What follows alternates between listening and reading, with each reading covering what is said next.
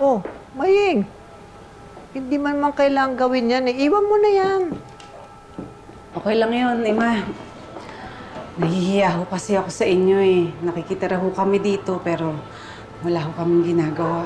Naku naman, wala naman akong sinisingil o hinihinging kapalit sa inyo. At saka wag mong isipin na pabigat kayo dito. Huwag kayong umalis. Dito kayo nakidlat.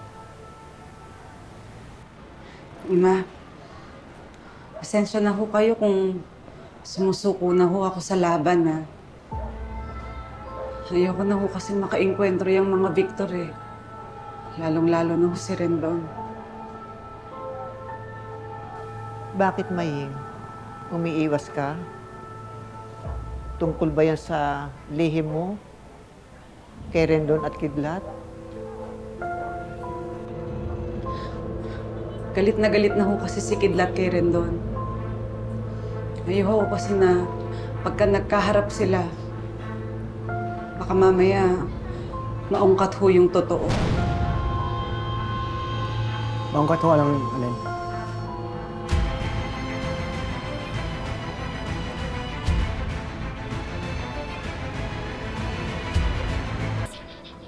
Ano hong totoo?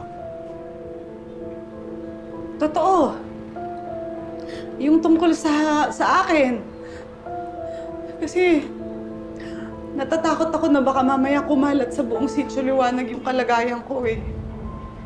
Nabaliw ako na baka mamaya katakutan ako ng mga tao dito. Hindi ka nga baliw, di ba? Di ba nga maraming tinurok sa'yo ng mga droga, kaya ka nakalimot, hindi ka baliw, ma. Saka ayos ka na. Pero mas maigi na rin na magpakalayo-layo tayo dito. Pwede ba tayo mag-usap tungkol dyan?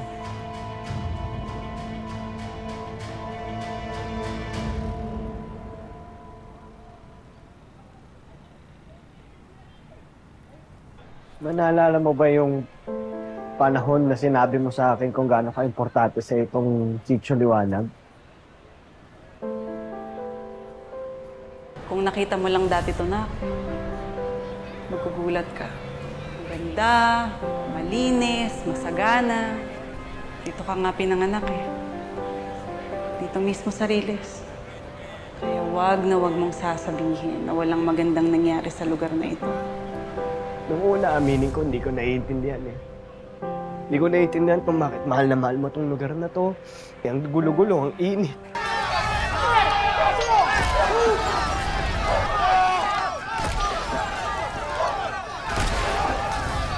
Pagkatapos masunog ng Reyes, patapos mawala nung lahat, doon ko nalaman yung pinaglalaban mo. Hindi lang basta yung lugar, ma. Kundi yung mga tao dito sa Reyes.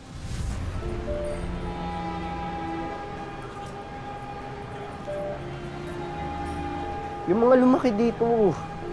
Kayo, si Ima. Dati, para sa amin to, ma. Dati iniisip ko, pag umalis tayo dito, gaganda yung buhay natin. Pero ngayon alam ko na, ma, tayo mga taga-Riles, may karapatan tayo. Karapatan nating mamuhay ng masaya, ng payapa, ng masagana sa sarili nating lugar, ma. Imbis na alisan natin to, hindi ba natin paglalaban to, ma?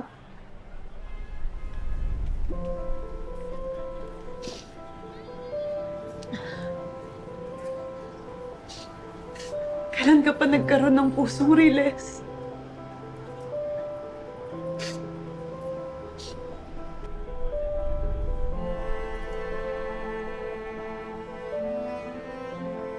Mana kasi ako sa'yo, ma.